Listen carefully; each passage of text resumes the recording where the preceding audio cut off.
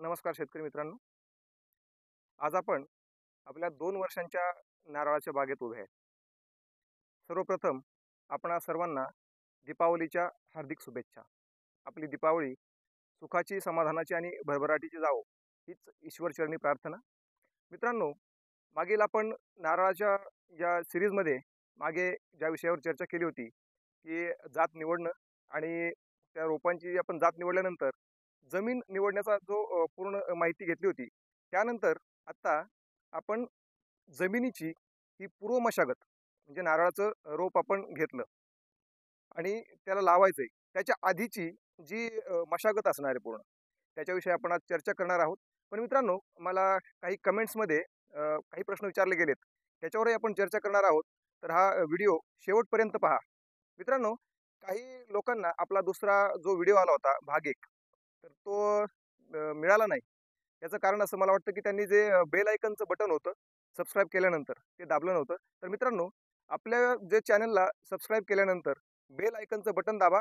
म्हणजेच काय होईल की आपला जो पुढचा व्हिडिओ येईल त्याची नोटिफिकेशन आपल्याला येईल आणि आपल्याला ते समजेल की आपला पुढचा व्हिडिओ आपण अपलोड केलेला आहे. मित्रांनो, आपण आपल्या मुख्य विषयाकडे वळूयात. तर सर्वप्रथम आपण जमिनीची मशागत सुरू करण्याच्या आधी एक महत्त्वाची गोष्ट आपण त्यावर चर्चा करायला पाहिजे. ती म्हणजे आपल्या जमिनीचं माती परीक्षण आपण करून घ्यायला पाहिजे. तर मित्रांनो, माती परीक्षण केल्यानंतर एक तुमच्या बाब लक्षात येईल की आपल्या जमिनीचा जो पीएच आहे, तो पीएच हा 8च्या खाली पाहिजे. जास्तीत जास्त तर 7.5च पाहिजे. परंतु 8च्या खाली म्हणजे 7.5 तर ठीक आहे, 7.5 पर्यंत पाहिजे. पण 8च्या वरती जर हा पीएच असेल, तर आपल्या जमीन ही नारळ लागवडीसाठी योग्य नाही. त्या ठिकाणी जर नारळाची लागवड केली, तर ते नारळ व्यवस्थित म्हणजे येणार नाहीत किंवा त्याच्यावरती ते पीक त्याचं व्यवस्थित येणार नाही. तर सर्वप्रथम हा जमिनीचे माती परीक्षण करणं खूप महत्त्वाचं आहे. त्याच्यानंतर पुढचा भाग आहे. तर मी तुम्हाला बोलता बोलता मागे बोललो होतो की जी जमिनीची मशागत आहे ती आधी करावी लागते. कारण आपण नारळ लागवड ही जून किंवा जुलै या महिन्यामध्ये करतो. त्यावेळेस जमिनीमध्ये पूर्ण चिखल असतो. त्यामुळे ही जमिनीची पूर्व मशागत आपल्याला सुरुवात करावी लागेल ते एप्रिल किंवा मे महिन्यामध्ये. सर्वप्रथम तर मी म्हणतो की आपल्याला त्या जमिनीची खोल नांगरणी करून घ्यावी लागेल. कारण आपण जमिनीमध्ये एकदा नारळ लावली, त्यानंतर आपण नांगरणी करत नाही किंवा मी स्वतः सजेस्ट करत नाही की त्यामध्ये तुम्ही नांगरणी करा. कारण मुळांना दुखापत होऊन आपलं जे झाड आहे, त्यांना इजा होण्याची शक्यता असते. त्यामुळे पुढे केव्हाच म्हणजे एकदा तुम्ही नारळ तुमच्या बाग लावली, तर त्यानंतर कधीही तुम्ही नांगरणी करायची नाही. त्यामुळे पूर्वीच एक खोल नांगरणी करून घ्या. तुमच्या शेताच्या आसपास जर मोठी-मोठी झाडं असतील, जी की उपद्रवी झाडं असतात, कधी-कधी त्यांना छाटा. पूर्णतः काढून टाकू नका. कारण झाडांना काढणं मी कुणाला सजेस्ट करत नाही. त्यांना छाटा की आपल्याला त्याचा उपद्रव होणार नाही असा. आणि त्यानंतर जे नांगरणी केलेली आहे आपण, त्या ठिकाणी एक साधारणतः ती समतल पृष्ठभाग करण्यासाठी त्याच्यावरती वखर चालवा किंवा रोटावेटर मारून तो पृष्ठभाग आहे तो एकदम असा सपाटीचा करून ठेवा. कारण आपल्याला त्याच्यावरती नारळ लावण्यासाठी आखणी करायची असते. मित्रांनो, आखणी करतानाचा एक म्हणजे मला जो अनुभव आला, त्यावेळेस आपण जे आखणी करणारे मजूर आहेत, त्यांना जर आपण बोलावलं, प्रोफेशनल्स आहेत, सॉरी मजूर म्हणजे प्रोफेशनल्स आहेत ते आखणी करणारे. त्यांना जर आपण बोलावलं, तर त्यांना आपल्या शेतामध्ये 2दा बोलवावं लागतं. मित्रांनो, जर तुम्हाला ही जी आखणी करतो आपण नारळाची, त्याच्याविषयी जर एक गुन्हा काढायला लागतो किंवा एक काटकोन आपल्याला त्या ह्याच्यात काढून त्याची एक आखणी करायला लागते. तर तुम्हाला जर याच्याविषयी एक सेपरेट व्हिडिओ पाहिजे असेल, त्याचा प्रात्यक्षिकाचा, तर तुम्ही याच्या व्हिडिओच्या खाली कमेंट्स करा. जर जास्त कमेंट्स आपल्याला त्याविषयी आल्या, तर त्याच्याविषयी आपण एक सेपरेट व्हिडिओ बनवू. म्हणजेच आपल्याला जे आखणी करणारे प्रोफेशनल्स असतात, त्यांची वाट पाहण्याची गरज नाही. आपण तरुण शेतकरी असाल, आपण स्वतः आपल्या शेतामध्ये 2 व्यक्ती घेऊन त्याची पूर्ण आखणी करून त्याच्या जे खड्डे खणण्याची जी पुढची प्रक्रिया आहे त्यासाठी आपण शेत तयार करू शकतो. मित्रांनो, मी सांगत होतो की 2 वेळा आखणी करायला लागतात यासाठी, की खड्डे खणण्यासाठीची जी आखणी करतो, त्यासाठी एकदा आणि आपण ज्यावेळेस रोप आणतो, ते रोप परत गुन्ह्यामध्ये किंवा त्या काटकोनामध्ये आखणी करून ते लावण्यासाठी असे 2 वेळा ते प्रोफेशनल्स आपल्या शेतामध्ये येण्याची गरज असते. त्यांचा खर्चही मला वाटतं की तुमच्या हिशोबात असेल किंवा नसेल. त्यासाठी आपण जर ह्या गोष्टीचं स्वतःच शिकून घेतलं, माझ्या प्रेफरन्सनुसार की स्वतः तुम्ही शिकून घेतलं, तर ते उत्तम आहे. तर ती आखणी करताना ते समतल पृष्ठभाग लागेल आणि आपल्याकडे चुनखडी वगैरे ह्या गोष्टी लागतील. आणि सर्वप्रथम मी तुम्हाला सांगतो की मी कमीत कमी 20 बाय 20 जर तुम्ही बुटकं नारळ लावत असाल, तर 20x20 हे अंतर मी तुम्हाला प्रेफर केलेलं आहे. तर त्यानुसार त्याचं मला कमेंटमध्ये काही लोकांनी प्रश्न विचारले होते, की 1 एकरामध्ये जर 20x20 वरती नारळ लावला, तर 1 एकरामध्ये कमीत कमी 100 ते 110 अशा म्हणजे संख्येमध्ये नारळ बसतात. कारण मित्रांनो, तुम्हाला एक सांगतो मी, ज्यावेळेस आपण आखणी करत असतो, त्यावेळेस मला म्हणजे आपण आपलं शेत आहे, त्याचा आकार हा सर्वच ठिकाणी चौरस क्षेत्र असेल किंवा आयताकृती असेल नाही. काही ठिकाणी कोपरे आपले आतमध्ये बाहेर गेलेले असतात. त्याच्यावरती जी संख्या असते, ती कमी जास्त प्रमाणामध्ये होत असते. त्याच्यावरती एक 5-10 नारळांचा एक बफर त्यासाठी ठेवावा लागतो.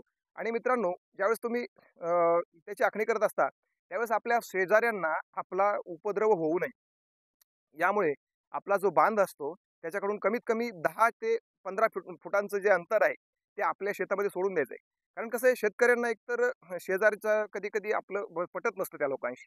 आणि काही लोकांना काही लोकांना आपण जे काही प्रगती करत असतो ते चालतही नसतं. त्यामुळे त्यांना काही-काही गोष्टीमध्ये आपल्याला फक्त चुकामध्ये पकडण्याची त्यांना म्हणजे काहीतरी चूक आपली सापडवण्याची ही वाट पाहत असतात आणि ते आपल्यासोबत कलह करण्यासाठी ते तयार असतात. त्यामुळे एक आपली आखणी करत असताना एक लक्षात ठेवा, शेजारून एक 10 ते 15 फुटांचं अंतर, कारण आपली जावळीची सावली दुसऱ्याच्या शेतामध्ये गेली नाही पाहिजे आणि त्याचंही नुकसान आपल्यामुळे, त्याचा वसा आपल्यामुळे त्याला जायला नको. त्यामुळे शेजारून पूर्ण बाजूने जे आपलं शेत असेल, त्याच्या संपूर्ण बाजूने 10 ते 15 फुटांचं अंतर हे सोडून देऊन त्याच्या आतमध्ये आपण नारळाची लागवड करायची, हे लक्षात ठेवायचं आहे.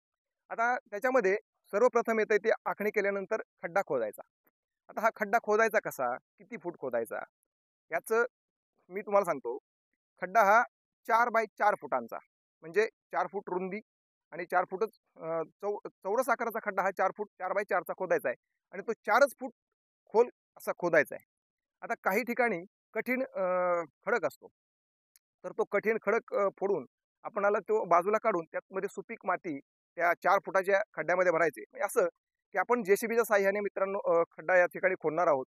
तर त्या जे-सी-बीवाल्याकडनं खोदताना असं करायचंय की तो खड्डा खोदताना 4 फूट खोल झाल्यानंतर त्याला सांगायचंय की आमचा जो खड्डा आहे, तो 25% लगेच बाजूची सुपीक माती त्याच्या बुडामध्ये टाकून द्या.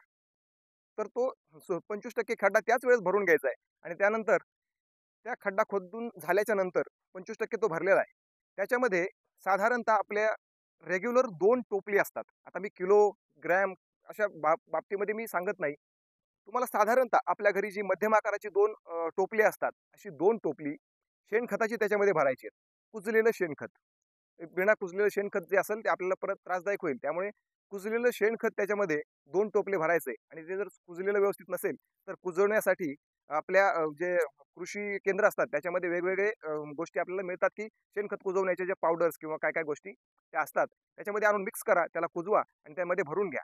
या टाईमात काय होईल मित्रांनो, हा उन्हाळ्याचा पिरियड असतो. त्यामुळे तो खड्डा व्यवस्थित वाळून निघेल. 25% आधी भरलेला आहे. 2 पाट्या शेणखत घातल्यानंतर तो खड्डा आणखी वरती येईल आणि त्याच्यानंतर नंतर एकदा परत जे आपल्याला बोलवायचा आहे आणि तो जो राहिलेला खड्डा आहे, तोही जवळ-जवळ 80 ते 85% खड्डा हा सुपीक मातीने भरून घ्यायचा आहे आजूबाजूच्या.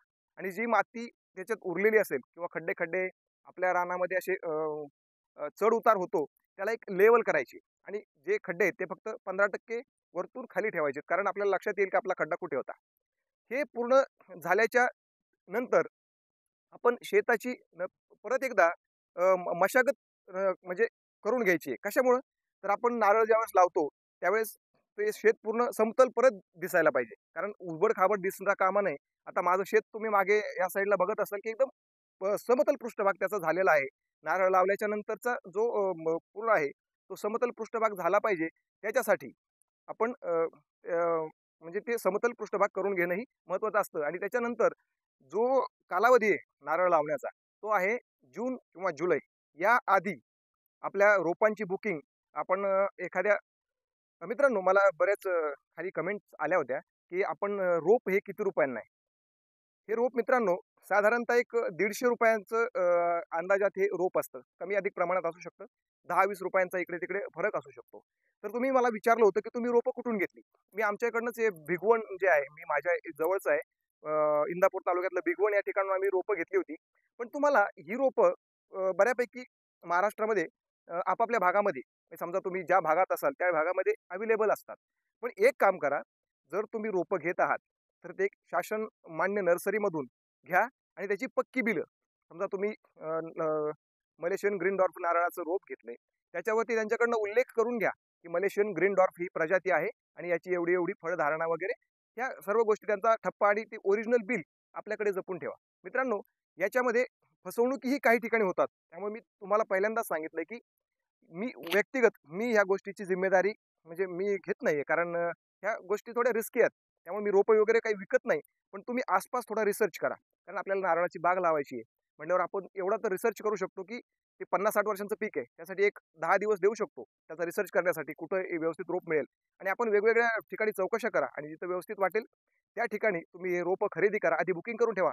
ऐन टायमाला मिळत नाहीत कधी-कधी. आता जर रोपं लावायची आहेत आपल्याला तर मार्च एप्रिलमध्ये तुमची रोपं बुक करून ठेवा आणि साधारणतः जुलैचा पहिला आठवडा हा नारळ लागवडीसाठी आम्ही उत्तम मानतो आणि त्याच टायमामध्ये आम्ही त्याची लागवड आपण केलेली आहे.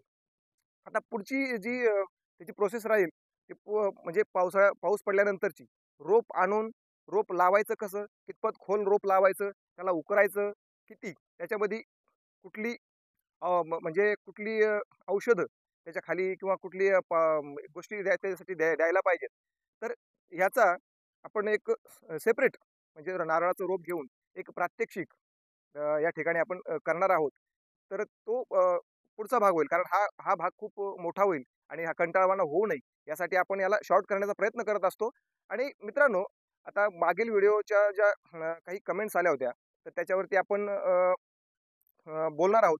तर रोपांच्या किमतीच्या विषयी आपण बोललेलोच आहोत. तर त्याच्यानंतर पुढे एका गृहस्थाची कमेंट आली होती, की आमच्या ज्या नारळाचं पेंडी लागलेली आहे, त्या ठिकाणी त्याला मुंग्या लागतात. मित्रांनो, मुंग्या माझ्या मते ही उपद्रवी कीड नाहीये. मुंग्या लागणं म्हणजे काही ती आपली शत्रू कीड नाहीये. मुंगी ही आपली मित्र कीड आहे. कारण ज्या उपद्रवी किडी असतात, माव्यासारख्या वगैरे, ते त्यांना खात असतात. पण ठीक आहे, तुम्हाला जर मुंग्याचा उपद्रव वाटत असेल, तर कृपया रासायनिक गोष्टींची फवारणी त्याच्या भोवती करू नका. म्हणजे ज्यावेळेस नारळाची पेंडी लागेल, त्याच्यानंतर तिथे कसलंही रसायन गेलं नाही पाहिजे. विषारी औषध त्याच्या ठिकाणी गेलं नाही पाहिजे. कारण त्या ठिकाणच्या ज्या मधमाशा असतील, मधमाशा त्या ठिकाणी डिस्टर्ब होऊन जातील आणि तुमचं जे पॉलिनेशनचं काम असेल, ते होणार नाही आणि त्यामुळे तुमची फळगळ किंवा बाकीच्या गोष्टींना सामोरं जावं लागेल. त्यासाठी एक नीम अर्क किंवा नीम ऑइल ह्या टाईपचे जे असतात सेंद्रिय गोष्टी, याची एक साधारणतः स्प्रे तुम्ही त्याच्यावरती करू शकता. त्याने जर मुंग्यांना तुम्हाला जर उपद्रव ते वाटत असेल किंवा तुम्हाला काही प्रॉब्लेम्स करत असतील, तर त्यांना तुम्ही थांबवू शकता. पण मुंगी ही म्हणजे शत्रू आपली कीड नाहीये, हे तुम्हाला सांगत होतो. एका गृहस्थाने मला विचारलं होतं, की आमच्या नारळाच्या ज्या पेंड्या आहेत, त्या पूर्ण जळून खाली पडून जातात. तुम्ही आधी एक लक्षात घ्या, नारळाची जावळी ही कधी कट नाही करायची. तिला तिच्या पूर्ण सायकल होऊन ती ज्यावेळेस पिवळी पडून खाली पडेल, त्यावेळेस ती पडू द्या. तुम्ही जर नारळाची जावळी कट केली असेल आणि त्याच्या मागे त्याच्या फांदीच्या मागे जर जावळीच्या मागे जर एक पेंडी लागलेली असेल, तर ती पेंडी 100% जळून पडणार. कारण तुम्ही जर कट केलं तर ते वाळत तिथपर्यंत जाणार आणि त्याचं मदर पॅरेंटिंग जे काम करत असते ती जावळी, त्याच्यामुळे ती गळून पडेल. आणि मित्रांनो, फक्त शेतकरीच हा व्हिडिओ पाहतील असं नाही. काही गृहस्थांना आपल्या गार्डनिंगमध्येही नारळ लावायचा असेल, तर तो नारळ लावत असताना तुम्ही कृपया 2 नारळ लावा. एक नारळ जर लावला तुम्ही आणि तो नारळ लावला तर त्याच्या पॉलिनेशनचा थोडाफार प्रॉब्लेम होऊ शकतो आणि तुम्हाला नारळ लागू नाही शकत. जर तुमचं गार्डन छोटं असेल, तर तुमच्या शेजाऱ्याला तयार करा आणि तुमच्या दोघात मिळून 25-30 फुटांच्या अंतरावर एक नारळ लावा आणि तो नारळ तो उंच जातीचा असावा. कारण बुटका नारळ हा तुम्हाला समस्या तयार करेल आणि तुमचं गार्डनची पूर्ण जागा ऑक्युपाय करून घेईल आणि उंच नारळ हे पटकन वरती निघून जाईल आणि तुमची खालची जागा ही मोकळी करून देईल. त्यामुळे तो एक नारळ गार्डनिंगमध्ये नारळ लावत असताना तुम्ही कमीत कमी 2 नारळ तुमच्याकडे स्पेस असेल तर किंवा दोघांमध्ये एक नारळ असंही लावलं तरी चालेल. आता हे नारळ म्हणजे लावत असताना तुम्ही खड्ड्या-बिड्ड्या ह्या गोष्टीचं थोडं इकडं-तिकडं झालं तरीही चालेल आणि म्हणजे एक घराच्या थोडंसं अंतर ठेवून आपल्या गार्डनमध्ये तो नारळ या ठिकाणी लावू शकता. मित्रांनो, आमचा हा व्हिडिओ तुम्हाला जर आवडला असेल, तर कृपया आमच्या चॅनलला सबस्क्राईब करा, शेअर करा आणि आपल्या मित्रांपर्यंत हा कंटेंट पोहोचवा. तुम्हाला जर कंटेंट आवडत असेल, तर एक लाईक जरूर करा. धन्यवाद.